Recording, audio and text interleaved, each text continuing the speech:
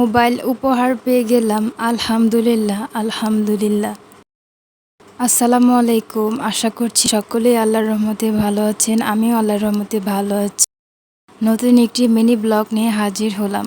আম্মু মজাদার গরুর মাংস রান্না করছে, সাথে টাকি মাছ ভর্তা, ঝাল ঝাল আর পোলাও, ঝরঝরে পোলাও রান্না করেছে। দুপুরে খাওয়া দাওয়া শেষ করে বের হয়ে গেলাম। আম্মু আমাকে মোবাইল গিফট করবে।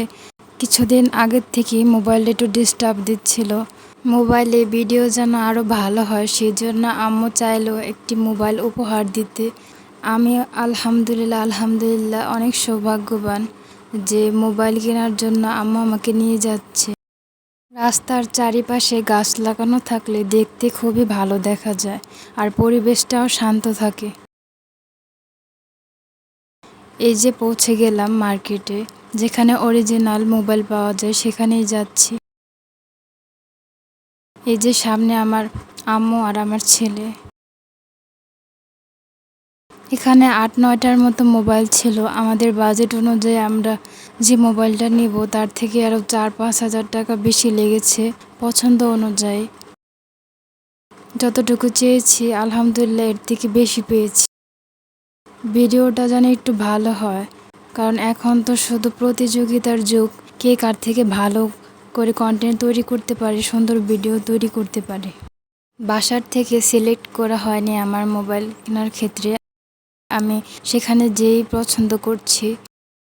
আর দেখুন এখন আনবক্সিং করা হচ্ছে। আলহামদুলিল্লাহ আলহামদুলিল্লাহ। আপনারা আলহামদুলিল্লাহ বলবেন। ভিডিওটি ভালো লেগে থাকলে সবার মাঝে ছড়িয়ে দিন আর বোনটির পাশে থাকুন। আপনাদের একটি লাইক, একটি গঠনমূলক কমেন্ট আমাকে অনুপ্রেরণা জাগায় নতুন কিছু করার। ময়না পাখিও দেখছে মোবাইল।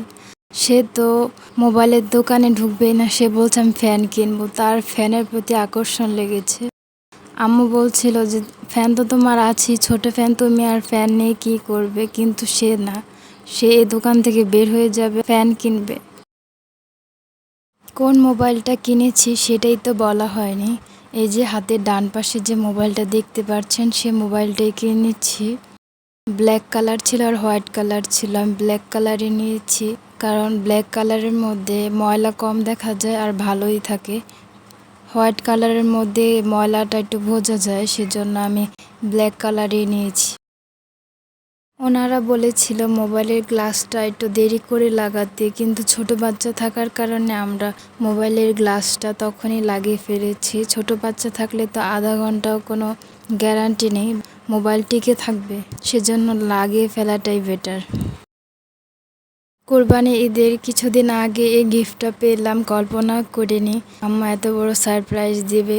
হঠাৎ করেই কয়েকদিনের মধ্যে কিনে দিল। মারা এমনই হয়। সম্পূর্ণ ভিডিওটি দেখার জন্য আপনাদের জানাই অসংখ্য ধন্যবাদ। বোনটির পাশে থাকবেন। আসসালামু আলাইকুম।